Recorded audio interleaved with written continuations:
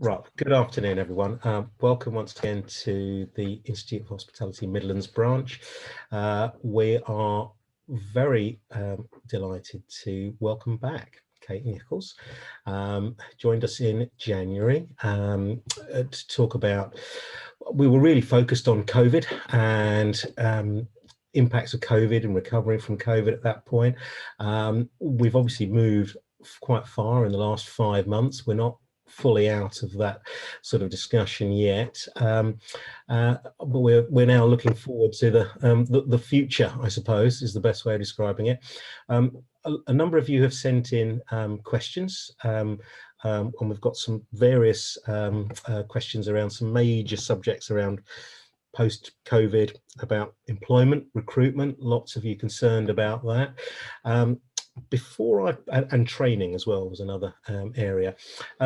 Before I start asking those questions and raise them, could welcome Kate. And I know you just come back from a ministerial meeting. I'm sure there's some information that you have that would be very of interest to everybody. Perhaps whatever you're able to share at this point would be very welcome.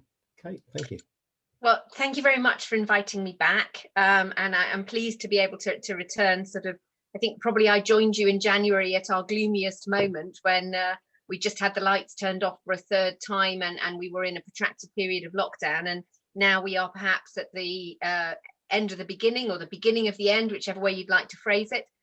So I'll share with you sort of just a quick overview of where we're focused on and the activities that my team and I are really progressing with government at the moment. I think in January I spoke to you about the 3-point plan that we put to government about how we could help as hospitality to help the government build back better, how we could look forward to sort of that recovery and make sure that hospitality was operating at full strength, given that we were at our lowest ebb in January, where we'd had a full period of closure, and you know the stats are pretty bleak.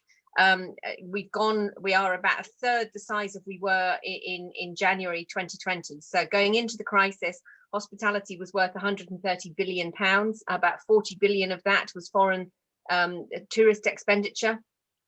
We were the third largest exporter in terms of the spend that foreign tourists made in eating and drinking out and accommodation in the UK. 3.2 million people employed, so we were the third largest employer. Since then, over the course of the COVID year, so from sort of April last year to March this year, you've seen that contract. So we've seen an 87 billion pound loss of revenue, 280 million pounds a day wiped out of hospitality sales.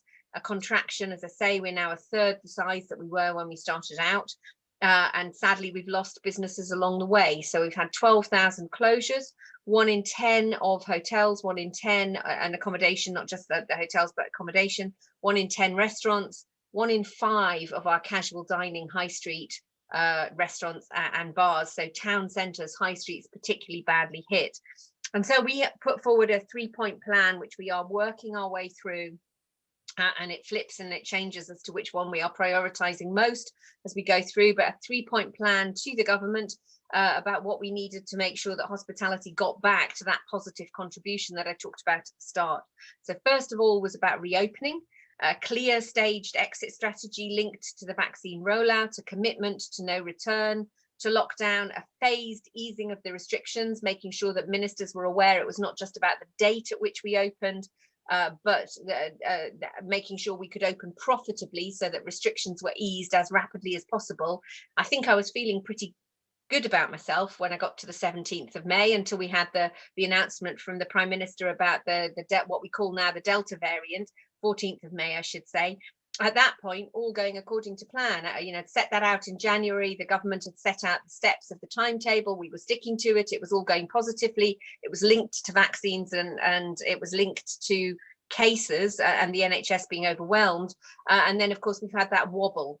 And since the 14th of May, we've had that wobble around step 4 of the ending of restrictions, particularly critical for our hotels and city centre venues, because that's around the return to the office, the return to work, the return, the ending of social distancing restrictions on public transport, which makes it easier for business travel, and also the easing of our social distancing restrictions in our venues. So that is the bit that we've spent most of the last 2 weeks battling really hard with government to try and keep on track, trying to see what the data is telling us to be able to know whether we can go ahead with that lifting of restrictions. And at the moment, unfortunately, so we won't get to hear anything until the 14th of June about that final step in the roadmap. And we still have that maximum uncertainty. The only good news I can point you to is that no decision has yet been made, despite what you might have read on the front page of the Times this morning about there's a 2-week delay. It's definitely not going ahead. There is no decision. They are waiting for the data. And at the moment, the ministers remain cautiously optimistic about that data. There's good signs around vaccine rollout, higher proportion of take-up of vaccines amongst the working population and the younger working population than the government anticipated. They had hoped that they would get to 80%, 70 to 80% of over 50s. You're at about over 90%. The over 50s, the top 9 most vulnerable groups, it's around about this week, they will hit the double jab for those over 50s, the 9 most vulnerable groups.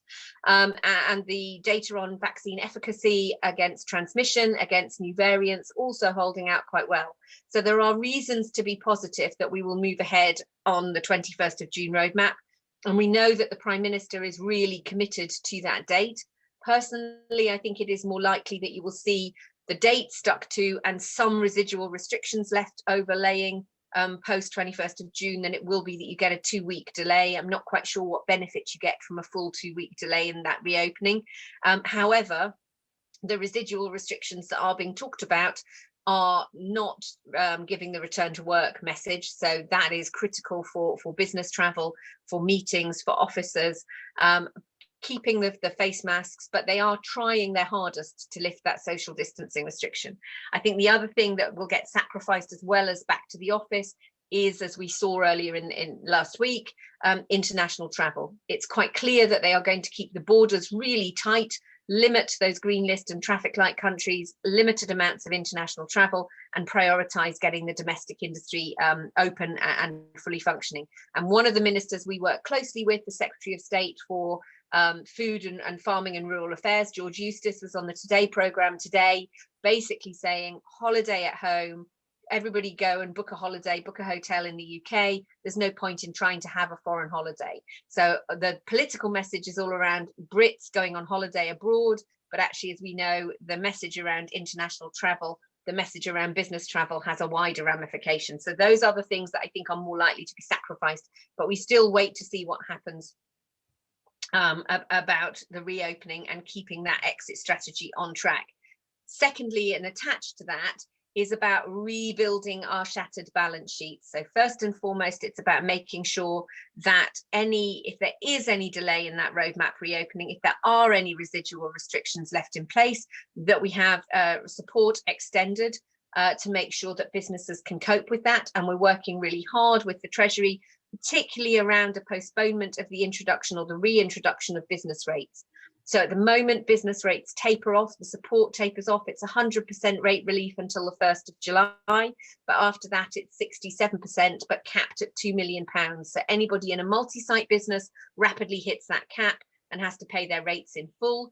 And at the moment, the sector as a whole stands to pay £93 million of business rates in July. In contrast, Scotland, Wales, Northern Ireland have given 100% rate relief uncapped to all of their hospitality businesses for a full year. So we are pushing the government to move in that direction. And at the same time, we are getting them to look at the issues to do with furlough that might sit alongside that, and the issues to do with grants if there is any delay. And most importantly, keeping them to the maintenance of a low rate of VAT and seeing if we can get that low rate of VAT made permanent as the quickest and best way to repair shattered balance sheets. At the moment, there's no sign that they will keep to the 5%. It does look as though it's going to go up to 12.5% in September, but the challenge for us is then to keep that as long as we possibly can and to get that rolled over. So it's about rebuilding shattered balance sheets and making sure that there is the bridge in the support to get us reopened. And the big area that we're focused on around that is about debt. It's the level of debt that the sector will emerge from the crisis with, which could cause a very long shadow over the sector for the next 12 to 18 months.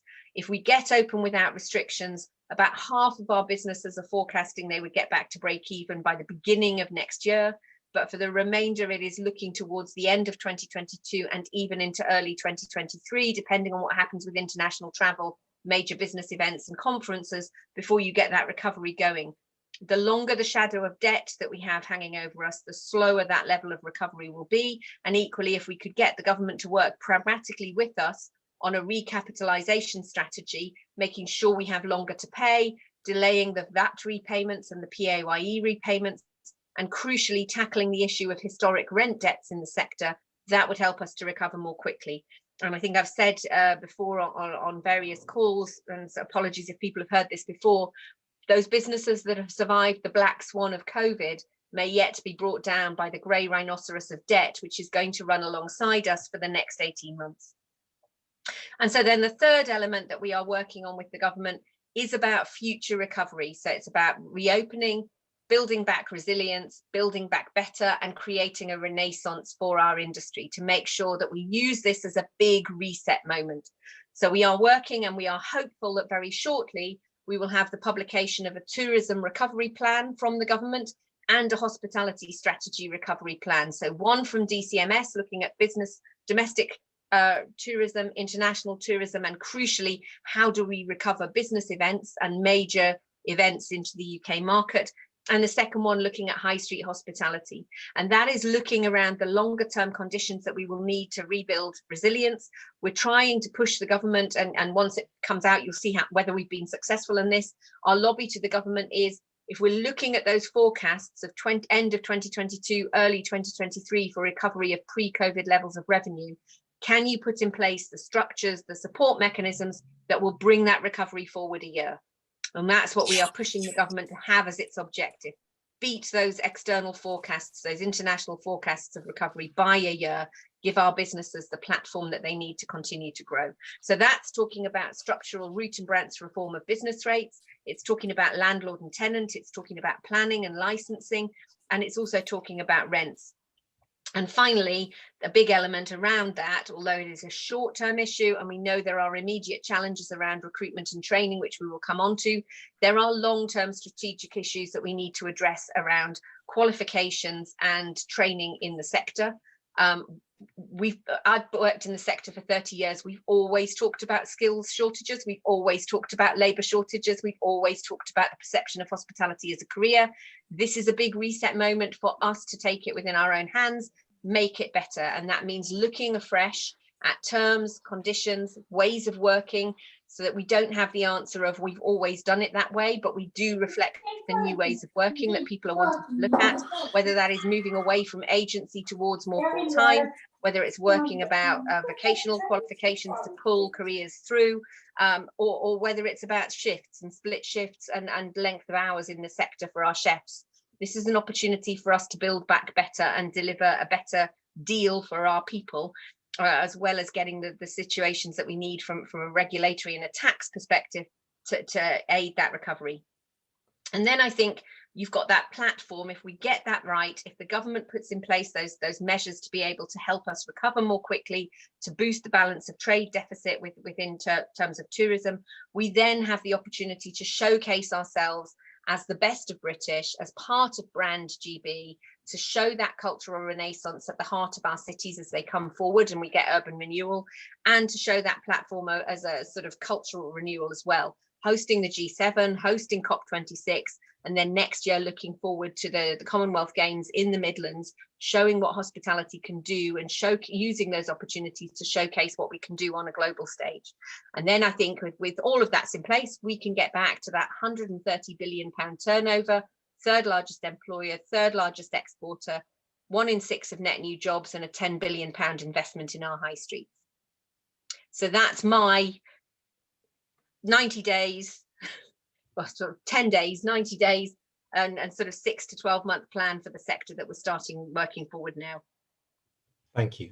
There was a lot in there. I hope everyone was scribbling lots and lots of notes. This video will be on our YouTube link if you want to go back and listen to any of that, if you weren't able to take it down, by the way. Thank you, Kate. A couple of the questions you've covered already, which is great in terms of post-COVID and moving forward and so on. I suppose this is a generic question, and this is totally subjective, and I guess this will be your view without being an official line. But this is from Rob Swinnock at UCB. To what extent will it be business as usual in a post-COVID world? Whatever time frame we're talking about for a post-COVID world, of course. But I mean, do you see it going back to as we were, and is that something we should be aiming for? I suppose it depends what you mean by business as usual, business as normal. I don't think, if that means turning the clock back and picking up where we left off December 2019, then I don't think that is either desirable, nor do I think it's possible, because you can't put a lot of genies back in the bottle.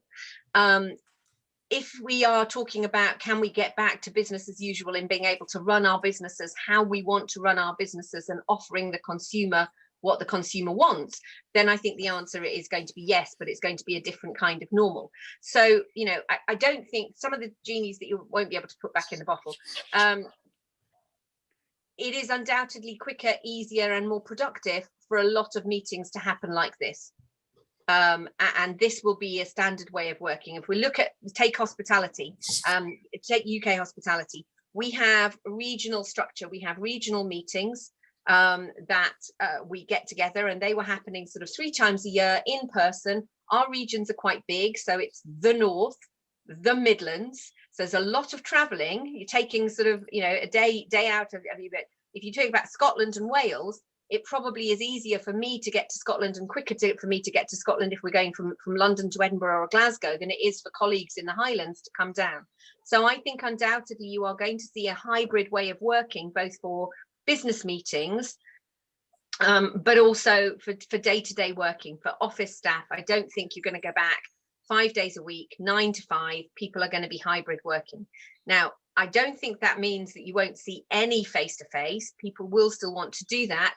I think the advantage for hospitality is that when people do make the decision to have an in-person meeting, they're going to look at things that are value added, and they're going to look at locations and places that can offer something different, that fantastic experience. So I think people will do less, but they'll do it better and they'll spend more on it. And I think that goes across to the working week as well. And I also think, you know, if you're talking about ways of working, this sort of split, the polarity of office or home is not going to be the way we work going forward, because nobody is going to want to have meetings with colleagues in their own home. So you are going to have people who will be working on a satellite basis, who will want to be having work meetings in a venue and will want to be doing that closer to where they live. It is about commuting into city centres that is different.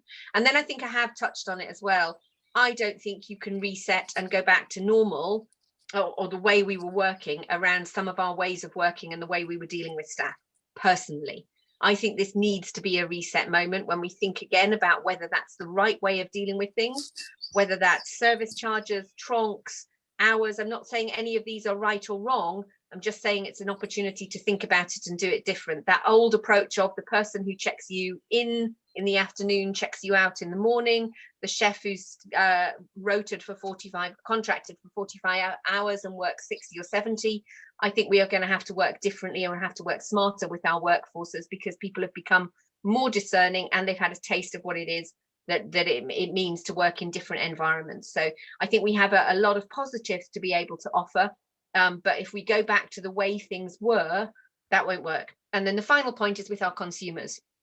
One of the things that people have always said is that consumers won't take well to new technology. Consumers don't like technological bits getting in the way of their face-to-face interactions. This has been a real life experiment that shows they don't mind that at all. If it adds to the value of the experience, doesn't detract from it, if it frees your staff up to deliver great service in a different way, then we need to be embracing technology and not abandoning the technology that we've done. And the other thing is that the crisis has shown that we can be really agile, fleet of foot, and get things changed very, very rapidly. So we should never again accept that point of it's going to take 6 to 12 months to do that. No, you can deliver it far quicker than that. And the businesses that have survived, that translates through to leadership too. The businesses that have done well in the crisis, that have survived the best, have had that agility of decision making, have been really fleet of foot, have been able to pivot and have been able to make really fast decisions. And that's largely been delegated as well. And we should keep that culture. Thank you. You've covered a couple of questions that Simon Elliott at Profit Hound and George Kane at the Petwood Hotel asked. Well, I hope we have anyway. But there's one final, just before we move on, from Ben Singer at Buffalo Catering. And this comes back to the events sector specifically. And there's been a lot of concern here, and that's probably the area that's really, has been last to the party, if you like. What support is the government likely to give to the events sector? That's a really good question at the moment. At the moment, the plan is nothing more than has already been given, which I realise is not very much at all. But they are hoping that they can get the events sector reopen on the 21st of June, and that it will be able to restart and have that lead time. Now, a lot of that will be to do with confidence. We know events don't come back quickly, and that they will be able to communicate out positively and proactively that they are open and staying open. So the government is relying upon that confidence to get the sector through. That goes for weddings too, and it goes for late night music events. We have got the events research programme, which fed into the Prime Minister about a week, 10 days ago, which was looking at how you restart mass events. So at the moment, business events can run at 50% capacity of the room, up to a maximum of 1,000 people indoors. So you can all host those at the moment. The events research programme is looking at how you lift that up from 50% capacity to 100% capacity, how you take the outside major events from 10,000 to 70,000 if you take Wembley, or the large concert venues. And at the moment, until we had the jitters around the 21st of June, the recommendation was that those could restart, that they would have no social distancing, they would be allowed to restart fully, that there may be some restrictions on capacity, but it could be that you're operating at 70-80%, or ventilation. And the dreaded discussion around COVID status certification and testing had also been put on the back burner. Now, whether any of those come back to the fore in the discussion around the 21st of June, but going back to the support packages, there wasn't any discussion around additional support going and sitting alongside that. Now, there is some support available at the moment through local authorities. Local authorities have an additional discretionary grant that they can make available to businesses, and event catering and event businesses were prioritised by the government for getting that support. There is a tranche of money that is running out at the end of June. If the local authorities do not spend that, they don't get to unlock the money from the 1st of July. So it is worth going back and having a conversation with your local authority to see whether they have any additional discretionary grants still available for the events sector, and to go back again from the 1st of July. Very good, thank you. Before we move on to employment and recruitment, question actually from our committee. Any update? When we spoke last, it was we were just in the sort of the follow-up for discussion about the Minister for Hospitality, a petition, debate. Haven't heard anything much really about that since. Is there any update from your point of view about?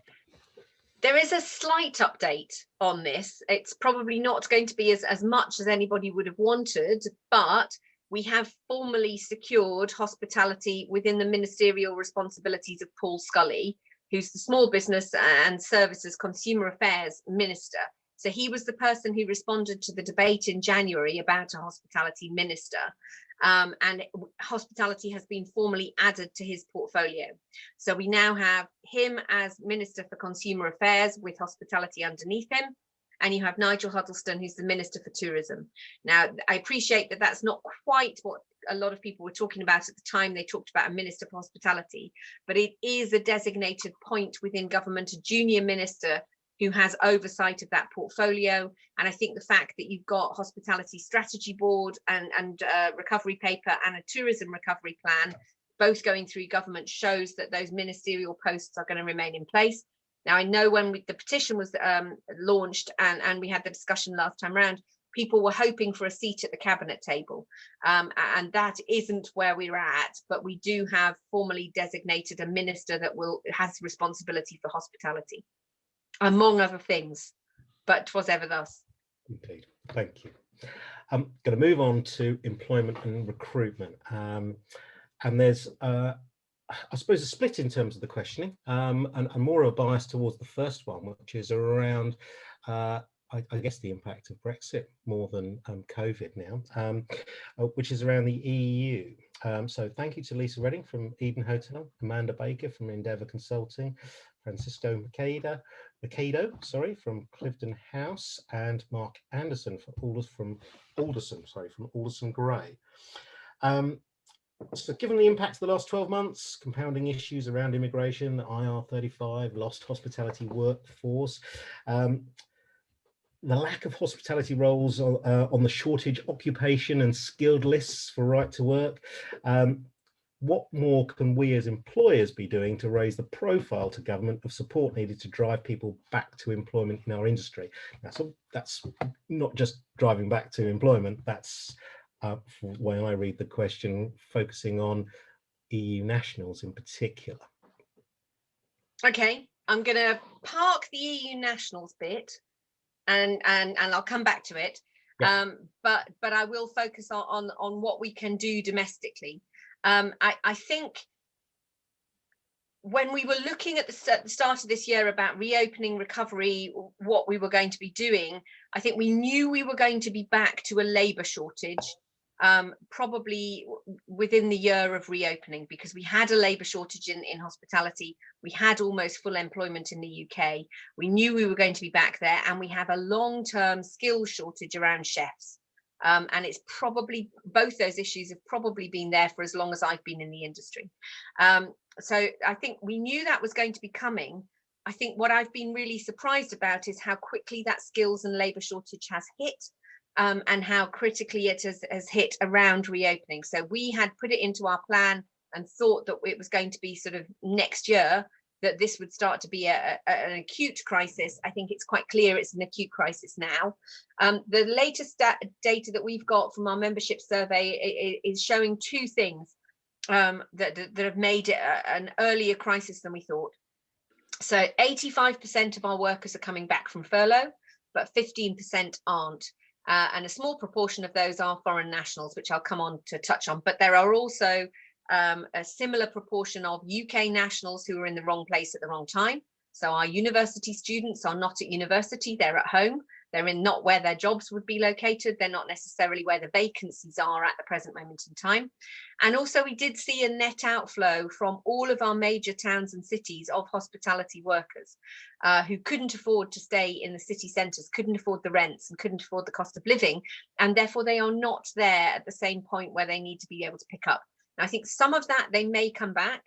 I'm not sure that we've lost all of them for good, but we have certainly lost some workers for good who've discovered that there is a better work-life balance to be had working in distribution, in retail, in wholesale, and in sort of public sector catering, particularly for chefs.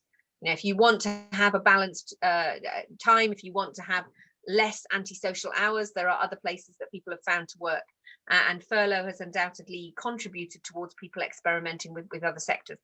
And the big issue that we found is the lack of job security in the sector, that uncertainty around when we can reopen, the conditions under which we can reopen, what our hours are going to be.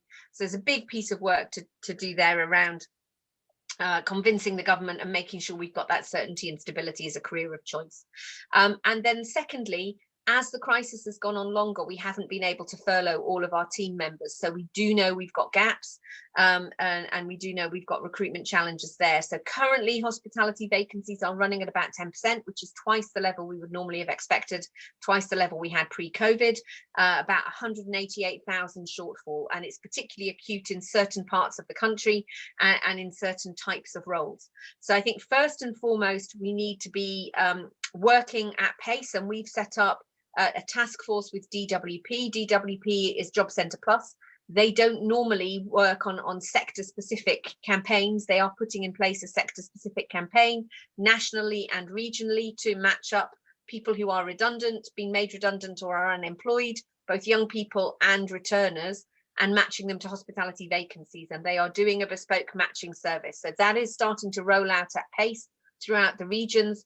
So anybody who has got vacancies should be in touch with their local workforce coaches, and there are the government has funded, doubled the number of work coaches going into DWP centres and Job Centre Plus, and those centres are now reopening for the first time to be able to get people in, and they are working with us to promote the benefits of a career in hospitality, a long-term career. They're promoting all the different levels rather than just the entry level. DWP's tended to work on no skill volume. They're now working at the value chain as well.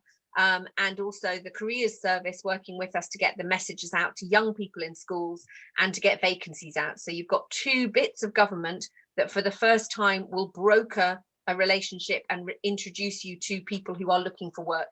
And I think with young people, there's a message that we can put out there about being the nation's best and favorite first job, the transferable skills. So not looking too much at the career progression, but you've got young people who've had 2 years worth of disrupted education, who haven't got any work experience placements on their CV, who haven't got any experience of the world of work and social skills, and we can offer them a summer job.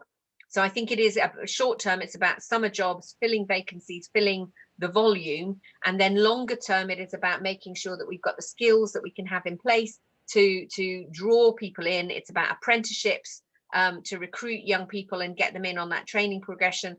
Kickstart, which I know is not working as effectively as it could, but it is starting to get there, and they are starting to get more young people coming through.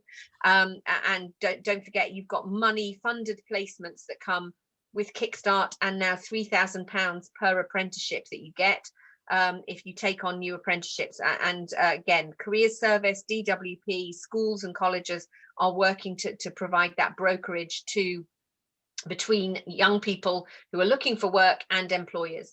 And the clear message back from government is that there is no discussion around immigration, shortage occupation lists, anything to do with that, until we have filled and dealt with the challenges of getting our young people and our recently made unemployed upskilled, and we have the long-term solutions in place for that.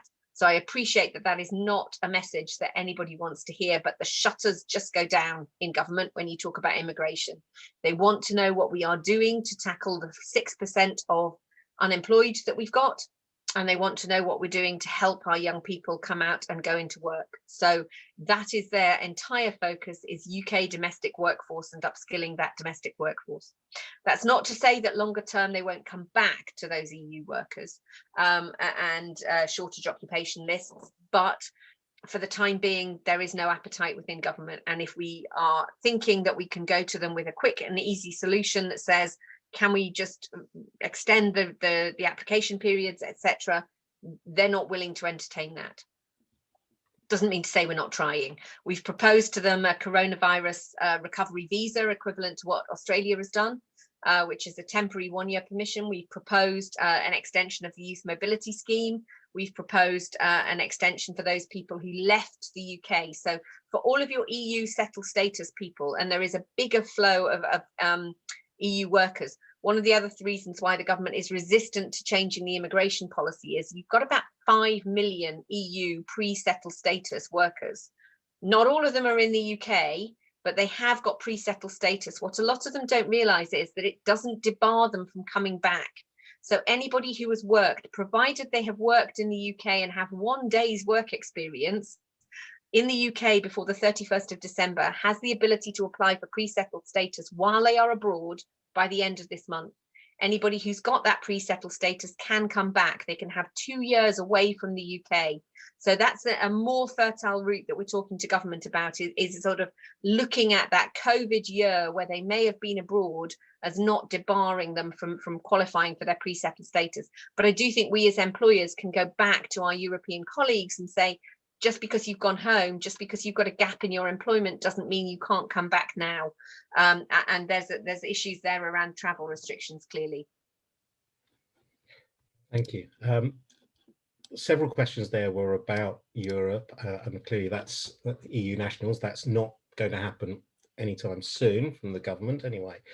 But one of the questions was around the UK, but specifically about pay. Rather than the option of visa waivers to encourage those from the EU to return, why not focus more on the unemployed in the UK and drive them into the industry by and this is quite a strong word, enforcing better pay.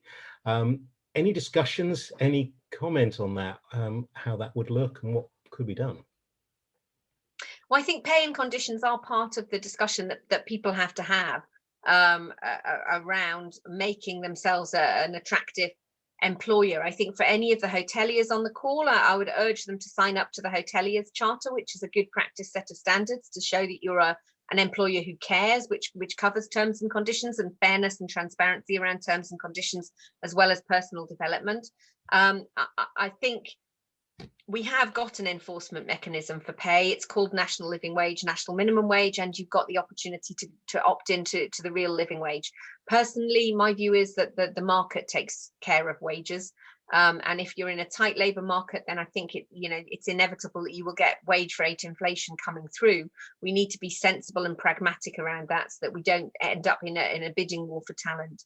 That doesn't do us any good at all as a sort of reputation of a good, stable employer and an employer of choice.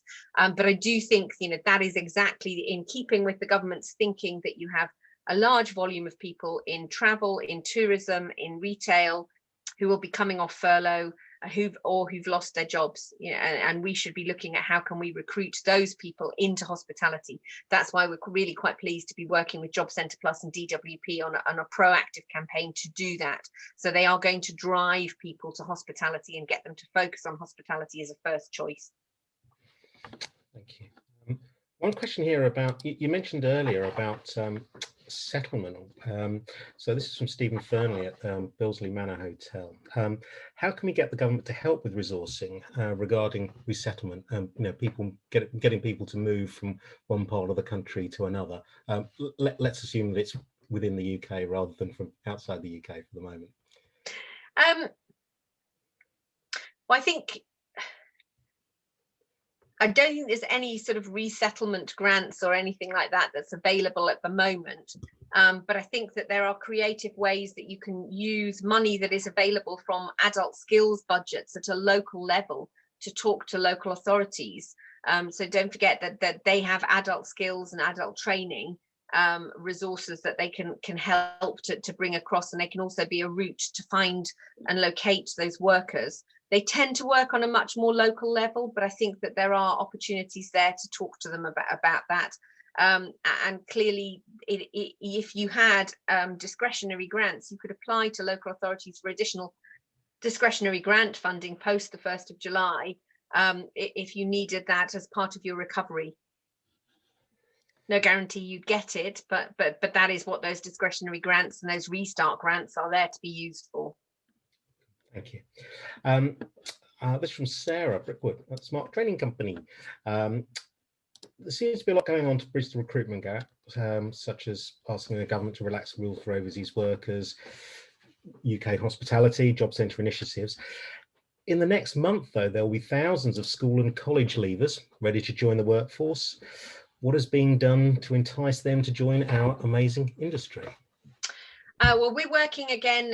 DWP's role will go into those young workers as well, but we are working with the schools, career and education service and college education services as well, to be able to get them to promote hospitality as a career of choice. So we've done the central marketing to be able to talk about the opportunities that exist, and we've got messages that are going through to my phone going off. Got messages that are going through to both of those areas to pick up. I think employers need to then do that locally as well, communicate with their schools, get in touch with their schools, and as I say, don't underestimate the fact that you've got lots of young people, even if they are going back to do A-levels, who've got no work experience placements. If you think about people who are in their GCSE years, I've got a daughter who's 16. Normally, she would have done 2 weeks worth of work experience organised through her school somewhere. She would have also done her Duke of Edinburgh volunteering somewhere. She's got none of those to put on her CV because she hasn't been able to do any of that. They're all looking for their personal statements. So we should be making a virtue of that, not looking necessarily to recruit them to stay for good, but just look at these transferable skills that you could get by coming. And don't underestimate the fact of, if you've had 2 years worth of your schooling disrupted, you haven't socialized. We've got a generation of young people who haven't had social skills, haven't had routine, haven't been going into schools. At a very basic level, we offer them transferable skills that other employers and universities will look for. So we should be looking to recruit those, as well as taking those people at 16, 18 and 21 who are coming out of education and looking at training and structured training and promoting the apprenticeship program. So at UK Hospitality, we've got a hospitality diploma, which is a structure that maps common in-work training to the apprenticeship standards to allow you to draw down your money from the apprenticeship levy or to get matched funding for doing your in-work training. All you need is an endpoint assessor in a training company that will allow you to say that that skills training has been met. And again, you get £3,000 per apprentice. So you should be looking at those young people as a route through to fill those gaps. Thank you. I think we'll move on to training. So questions from Conrad Brunton at Tonic Talents, Sasa Bobic at UCB. The question I'd like to start off with firstly, Kate, what's your view on the constant reduction in hospitality-related programs that are offered at higher education institutions? This is it's probably way above my pay grade. This is a really deep-seated issue to do with Department for Education. And it's something that I challenged the Education Secretary about on the interview that I did with him on the Master in Holders. So anybody who wants to check that video out, those videos exist previously. He has said the further education colleges are an area that he wants to focus on. So that they've dealt with schools, they've dealt with higher education, they're dealing with vocational education.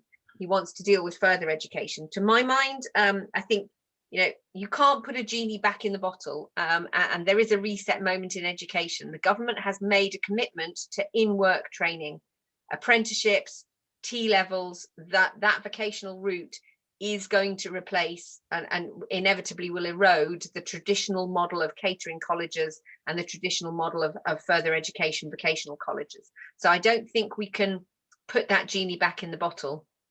However, we can make sure that it is fit for purpose and that those colleges exist, because we will lose quite a lot if we lose them fully. But it's about making sure that they are complementary and sit alongside. I'm really concerned as well that you need to have a bit of a fundamental change of policy at the top. Ofsted at the moment grades our schools on how many pupils they get into higher education and academic qualifications. There is nothing to be gained as for a school to promote and push vocational career options, even if that is the right route through for that young person. So we need to make sure that that is changed. So you've got a valuation that is attached towards vocational training and end user outputs for those people. And we also need to promote our higher level apprenticeships. We tend to use our apprenticeships to train people to a higher level who are already employed by us, rather than taking people who are a young person and putting them on a higher level degree apprenticeship to get them through. And that's where I think that you can sit alongside and you can have a symbiotic relationship between in-work training through an apprenticeship and the further education and higher education colleges alongside it. But that is a long-term structural change that we will need to work hard on. Short-term, we need to get the government to actually reference hospitality and tourism in its vocational qualifications and vocational training strategy that it published last month. And we need to get hospitality included in the lifetime skills guarantee. Thank you. The other couple of questions around this training are, what do you think the government can do to assist the industry regarding the severe talent shortage? I think you've covered certainly from what you've been doing at UK Hospitality. Is there anything else that you would like to see happen that you think really would be pushing too far to be an immediate activity, but perhaps if large numbers of people started pushing for this, it might become more realistic? I think two of the things we're working on with government at the moment, one is sort of training related. We've all got expiring apprenticeship levy pots. So can we use that apprenticeship levy pot to support broader in-work training or to support recruitment activity that gets people back into work and brings them forward, so we don't lose that money that the sector's paid in, otherwise it's just a tax on jobs. And the second one we're working with the government on is around a broader based careers campaign, so that they are proactively talking about hospitality as a career, rather than thinking about it as volume and entry level, but talking about career progression. I was quite taken by the fact that it was a slogan which I've shamelessly stolen, that McDonald's first put out in 2017, where they did a campaign in the US saying that they were America's best first job. And so I've shamelessly taken that, because hospitality, I think, generally is Britain's favourite first job, or best first job, whichever you want to have. But I was taken by the fact that a couple of months ago, when President Biden published his plan for jobs, he referenced hospitality as the nation's best first job. And we need a government endorsement. We need Boris Johnson saying a similar kind of thing to get the message out there. And so that's what we're working on. And we're also doing, as part of that, pulling together some employers within the sector, and it's something I'll come back to you with when we're ready to share, to do that kind of the equivalent of destination marketing. We're all spending money. We've all got recruitment budgets, marketing ourselves, promoting our individual employers, promoting our individual brands. We need to be pooling that resource the same way that you would for destination marketing, and marketing hospitality as a career. And getting those sort of adverts out there to young people, to mums and dads, getting the PR out there, promoting the sort of career opportunities. Thank you. I've got to put a couple of last questions to you, if you don't mind, before we have a bit of a wrap up from our new chair, Tony Douglas. Got a question on, this is from Jane Burkle at HIT Training. Has there been an update on the calorific information changes to menus and packaging due next April? Not yet. We're waiting for that. Before we've got that, we've got changes to packaging information about allergens in October, which is going to go ahead, but we haven't got the details and we haven't got the published awareness. The government will be legislating to do calorie labelling on menus. At the moment, it's from April 2022. We are pushing for that to be delayed, just because we haven't got enough on our plates to be dealing with calorie labelling. So, give us a breathing space and an opportunity, but there is no update as yet on that. We met with the minister to try and ask for a pragmatic extension, time to deal with that, and also to reflect the costs of doing that if you publish it on menus. So the last state of play was that it was only going to apply, didn't necessarily apply to hotel breakfasts or buffet style approaches, wouldn't apply to event catering, would apply to any menu items that were on the menu for more than 30 days. So a daily changing specials menu, a menu item that wasn't on for more than 30 days wouldn't need to be calorie labeled, but everything else was what they were talking about. And if it was a plated up breakfast, clearly you would need to do the calorie labeling there per item. But if it was a buffet style help yourself, obviously you can't do that. So that was going to be exempt, and there was going to be exemptions for small businesses with fewer than 250 employees. But those were all in draft. We haven't seen the final details, and we don't know what the final scope of the scheme should be. We're continuing to press to see if we can get it made electronic, taking into account all of the QR codes and investment in sort of app-based technology that we've done, but ministers are not sympathetic to that. And the final question, it's actually from Rochelle, who just posted it on the chat. We're a few minutes ago. Has the level of debt the industry has been factored into the recovery plans with the government and businesses in relation to recruitment to support us and attracting talent and bridging the skills gap? So essentially, I suppose, is there an understanding that, I know we mentioned it before, that level of debt, has that been factored in already, as far as you're aware? I don't know whether it's been fully factored in. It's certainly been communicated at the senior levels, and they are aware of the level of debt. So we've got £6 billion worth of government-backed loans, £2.5 billion worth of rent debts, and that's obviously on top of the sort of Crown preference in terms of the debt that you've got built up from VAIT and PAYE deferment and any other levels of debt. So ministers are fully aware of that. The recovery plans are looking at reopening, rebuilding, building back resilience, which is where I think financial resilience comes into that. But I don't yet know what their policy solutions would be to help us address that. But it is factored in, and clearly that gives us an ability when those plans are published, because they will all have got cross-departmental and cross-cabinet sign-off before they are published. Gives us an opportunity to go back to say, hang on a minute, we need more money here, we need this, we need that, or we need, like a hole in the head, calorie labeling costs coming in from April next year, just when we're about to start recovery. So I don't yet know how it will be factored in, but there is an awareness of the debt levels built into that plan. Great, thank you. Kate Nicholls, thank you very much. I've got all our questions put to you now. Thank you for joining us again. Tony, would you like to wrap up our webinar and we can finish on time? Thank you, Bim.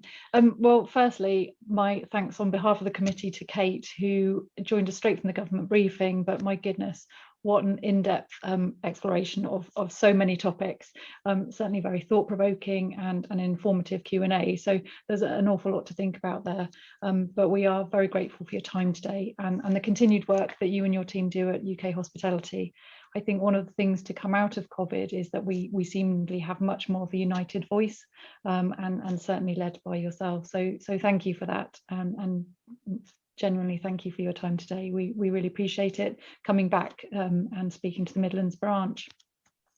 I'd also like to thank the Midlands Committee, especially Bim, for hosting today, putting the questions together and putting the event. So thank you, Bim, but also to Sarah and Steve in the background for managing the IT. So all of the committee members give up their time and volunteer in order to put these events on. So I'm very grateful to you all for your support. Just as a committee, we're starting to put together the forthcoming events for the next year, and to that end we've put together a small survey that we'd like to send out to branch members, just asking for your opinions and some ideas in terms of topics, regularity of meetings, some of the locations and best times, so that as we move forward we're really becoming relevant as we come out of COVID-19, and we know that as we discussed today, ways of working will change. So please, if you have 2 minutes, grab a coffee, fill in the survey and give us your opinion, and we'll work that into how we can manage events going forward next year. Just wanted to mention that Institute of Hospitality themselves do a monthly coffee and conversation.